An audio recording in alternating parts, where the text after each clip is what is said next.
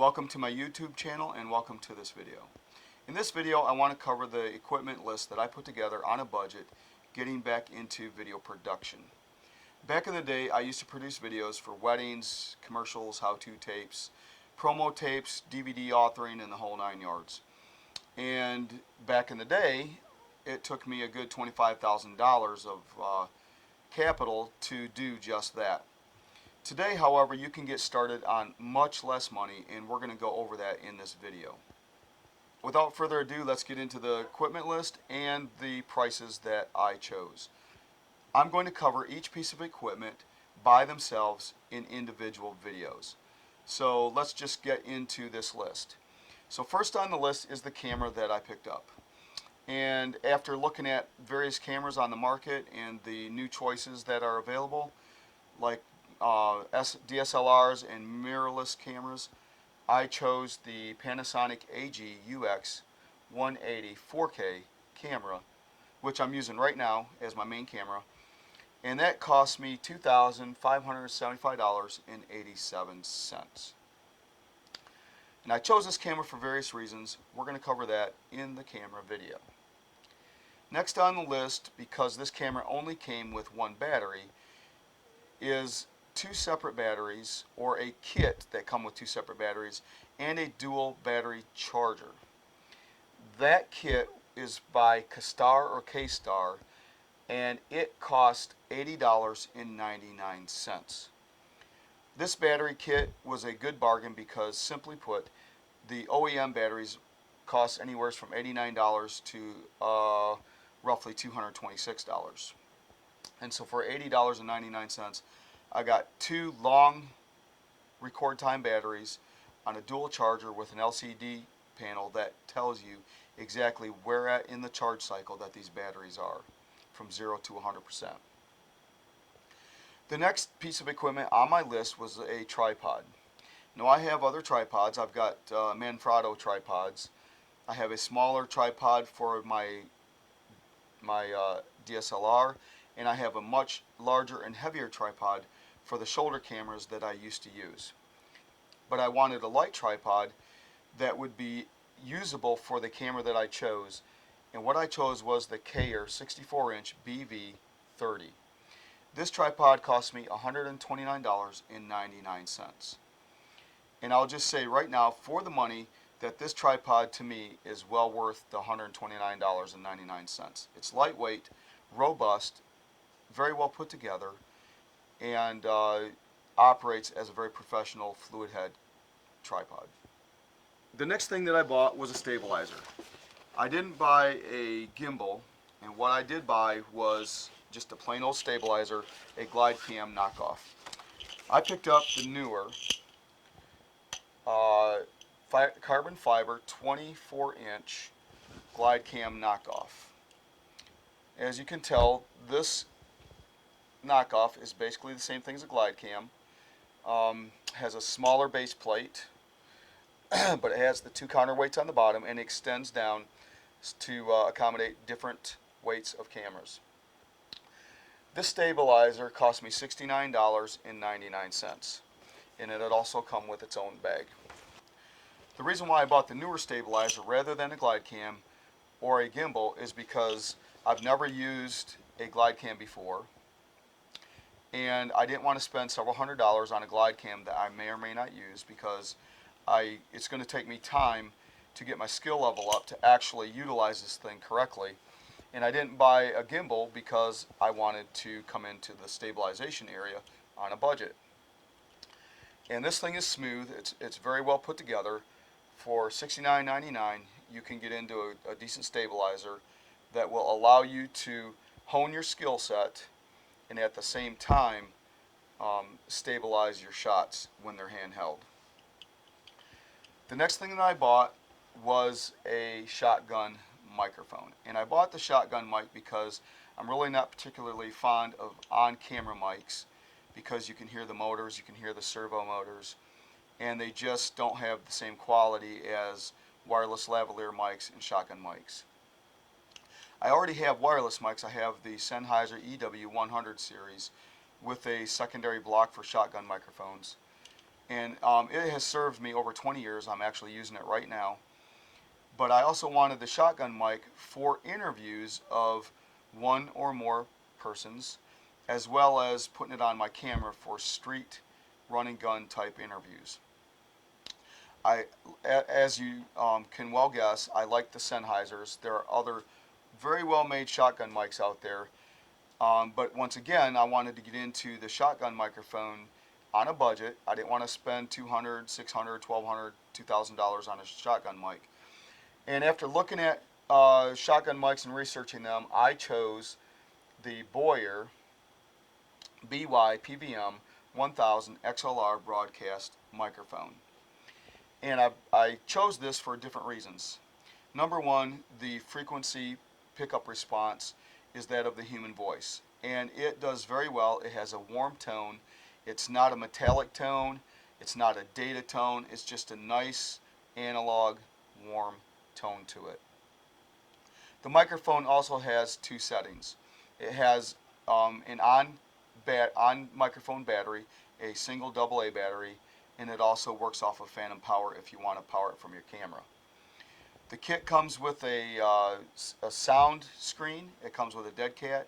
Comes with a rubber band shock mic mount, and it comes with an extra mount, and it comes with basically everything that you need to mount it on various locations, including your camera. And it also comes with its own carrying bag. This shotgun mic cost me $69.95. And the other thing that helped me determine whether I was going to buy this mic or not is because I have GoPro equipment, and people would say that the only microphone that would work with the GoPro is a GoPro mic.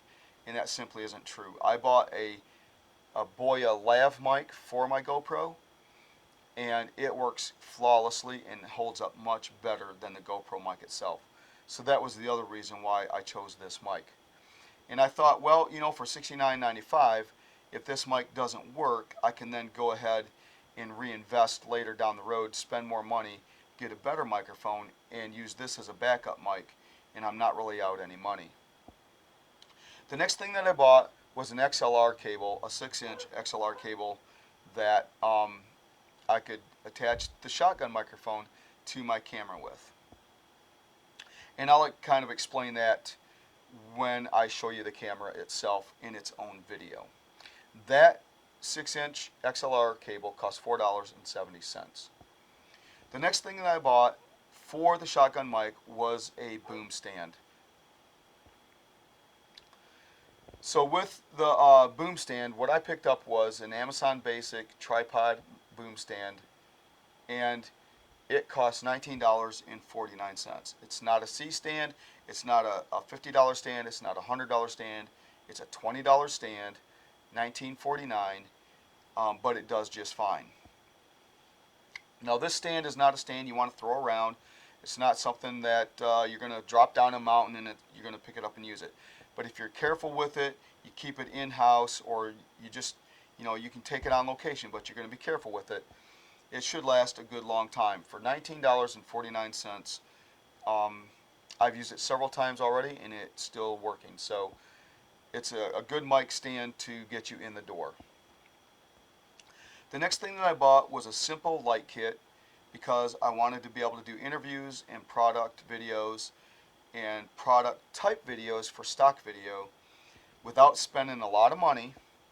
So here again, I went and I bought a light kit on the cheap, and out of all the kits, I decided to choose the Andoer boom stand softbox with backgrounds. And this kit comes with three softbox light banks. Each light head has two banks which you can turn on separately. 2 light bulbs per bank, and those light bulbs are balanced for daylight. I think it's 54 Kelvin degrees rather than 56. They come with their own stands. It also comes with a boom stand for overhead soft box mounting, and a sandbag for the counterweight. It also comes with a cheap background kit, which has cheap background stands, and a black background, white background, and chroma key green black background. Of course, these light stands are not the best light stands. They're cheaply made, but they will get you in the door. This kit cost me $134.99. And as long as you take care of the stands, this kit will last you a good long time until you're ready to invest more money. The next thing that I bought for multiple camera shoots is the Neewer Clapboard, and it's an acrylic 10x8 clapboard for $13.99. And the clapper thing actually come unglued. I've got to re-glue it. But it comes with all the pertinent information that you might need to write on your clapboard with dry erase marker, and then you can use the back side for white balance. It's not 18% gray, it is white. You can also white balance obviously with an 18% gray card. But for $13.99, this gets me in the door for syncing multiple cameras. I've already used it. Obviously, it's not a $200 digital clapper. It's not a $50 clapper. It's a $13.99 clapper. But it will get you in the door on a budget so you can sync multiple camera angles. The next thing in my list that I bought was a lav mic. And the reason why I bought a lav mic is because my Sennheiser EW100 series OEM microphones tend to short out after a short period of use. The Sennheiser OEM lav mics are really good mics. They have very good sound, but they just don't last much more than a year. So for $28 I picked up this lav mic to go on my Sennheiser, and it works very well. The last thing on the list that I picked up in this initial purchase was SD cards, and I chose the SanDisk Extreme Pro 128 gig cards for $30.99 each, for a total of $61.98. Now I didn't mention, and I need to mention, that when I bought my camera kit, the Panasonic AG-UX180, I bought it in a kit. I didn't buy it as a standalone camera. And the reason for that is because in the kit, I got a gadget bag, I got a on-camera LED light, I got a close-up screw-on lenses, a UV filter lens, a telephoto lens, all that screwed on the end of the lens, and I got an SD card and cleaning kit and various small things. And I figured for the same price as a standalone camera, I could use these things until I needed something better, and it would be the same price as a standalone camera. So after about 4 months, the gadget bag is still operational. I'm still using it. I still use the various components that come with the camera for the same price as a standalone. Having said that, the SD card that came with the camera really is a piece of junk.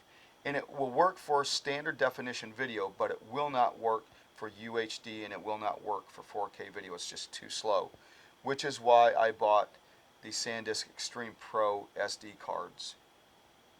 Having said that, the total of this list come to $3,189.98. So you can indeed get into video production on a budget. Since I purchased this initial kit, I've also purchased a Neewer camera slider for doing cinematic shooting, and that cost me roughly $80. And I also purchased a Mavic 2 Pro drone. So you can add those into the budget as well. But the initial kit cost $3,189.98. So you can get into video production on a budget. Now the only other thing you need to consider is exactly how you're going to finance these purchases. And you can get creative with that. You can get creative with Amazon store cards. You can get creative with Best Buy cards. You can get creative with B&H financing and or credit cards. My suggestion is, if you're going to do that, go with the 0% financing for extended whatever months that they allow you to finance them for, and get them paid off. That'll give you time to get your clientele list up and or get your production going and pay your equipment off. If this video was helpful to you, if you liked it, or if you'd like to see the documentary videos and the how-to videos and the special interest videos that I produce in the future, please click the like button and the subscribe button, and I will see you on the next video.